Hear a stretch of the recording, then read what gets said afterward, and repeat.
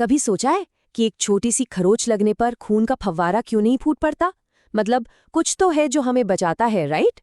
तो आज हम अपने शरीर की उसी शानदार, चुपचाप काम करने वाली रेस्क्यू टीम के बारे में जानेंगे जो हमें सुरक्षित रखती है। चलिए पता करते हैं। नहीं, ये कोई जादू वादू नहीं है। ये है हमारे शरीर का एक बहुत ही स्मार्ट सिस्टम, जिसे कहते हैं हीमोस्टेसिस।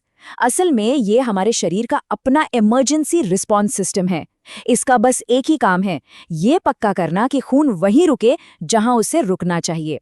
तो सवाल ये है कि ये आखिर काम कैसे करता है? तो मिलिए इस कहानी के असली हीरोज से, कोएगुलेशन फैक्टर्स।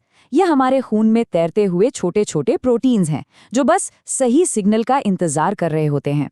और जैसे ही कोई चोट लगती है ना, बस एक डोमिनो इफेक्ट की तरह धड़ाधड़ एक दूसरे को एक्टिवेट करना शुरू कर देते हैं। और इनका मकसद खून को बहने से रोकना। तो शरीर का गेम प्लान क्या है? देखिए, ऐसा नहीं है कि ये फैक्टर्स बस यूं ही काम करने लगते हैं। नहीं, इसके पीछे एक बहुत ही सटीक, एक सोची समझी रणनीति होती है। और इस पूरी प्रक्रिया को आसानी से समझने के लिए हम इसे 3 मुख्य रास्तों या कह लीजिए पाथवेज में बांट सकते हैं। अच्छा, इसे ऐसे समझिए। मान लीजिए एक ही मंजिल तक पहुंचने के 2 रास्ते हैं। एक है इंट्रिंसिक पाथवे।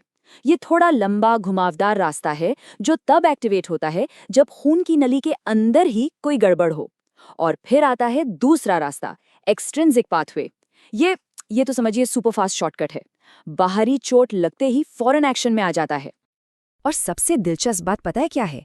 भले ही शुरुआत इन 2 अलग-अलग रास्तों से हो, आखिर में ये दोनों आकर एक कॉमन पाथवे में मिल जाते हैं। मतलब हाईवे पर मिल जाते हैं।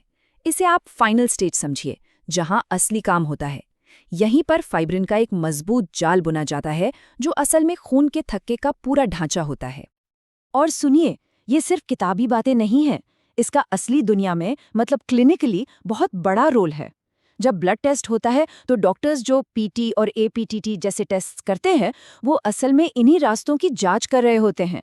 इससे उन्हें पता चलता है कि शरीर की क्लॉटिंग मशीनरी ठीक से काम कर भी रही है या नहीं। ओके, तो हमने ये तो देख लिया कि क्या होता है, मतलब पूरा प्रोसेस क्या है। पर अब सवाल ये है कि ये फैक्टर्स हैं कौन? चलिए अब इन फैक्टर्स को उनके काम के हिसाब से ग्रुप्स में बांट कर देखते हैं। बिल्कुल एक क्रिकेट टीम की तरह, जहां हर खिलाड़ी का एक खास रोल होता है, राइट? तो सबसे पहले आता है फाइब्रिनोजिन ग्रुप। इनको आप थक्के का कच्चा माल या कह लीजिए सबस्ट्रेट समझ सकते हैं। मतलब ये वो ईंट और सीमेंट है जिनसे आखिर में पूरी दीवार यानी हमारा ब्लड क्लॉट बनता है। इसके बाद अगला ग्रुप है प्रोथ्रोम्बिन ग्रुप।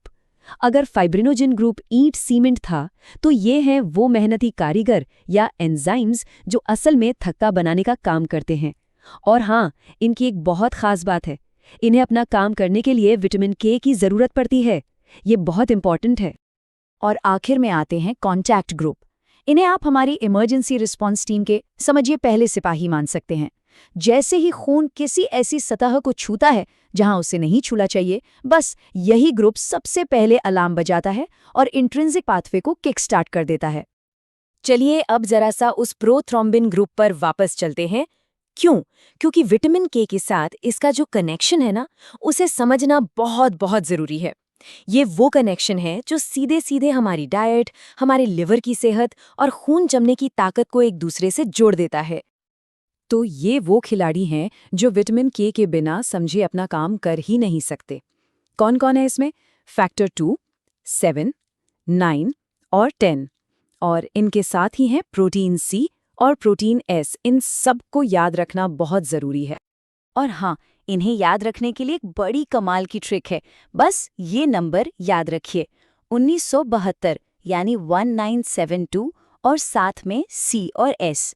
अब सोच रहे होंगे कि ये 1972 कैसे? तो ये बस एक कोड है फैक्टर्स के लिए।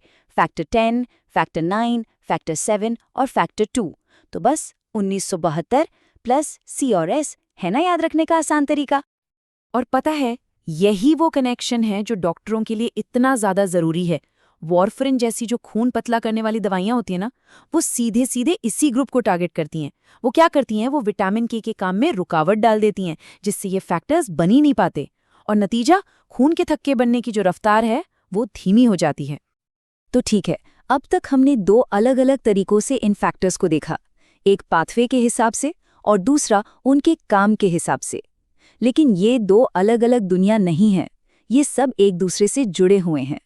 तो चलिए अब देखते हैं कि ये सारी जानकारी एक साथ कैसे फिट होती है।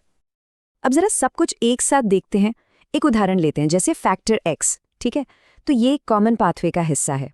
अपने काम के हिसाब से देखें तो ये प्रोथ्रोम्बिन ग्रुप का मेंबर है और इसे काम करने के लिए विटामिन के की भी ज़रूरत है। देखा, मतलब एक ही फैक्टर है पर उसे समझने के, उसे क्लासिफाई करने के कई नज़रिए हैं।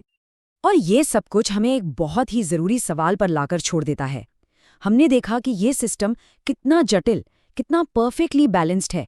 तो ज़रा सोचिए, अगर इस पूरी प्रेसाइज मशीनरी का सिर्फ एक पुर्जा, सिर्फ एक फैक्टर भी गायब हो जाए तो क्या होगा?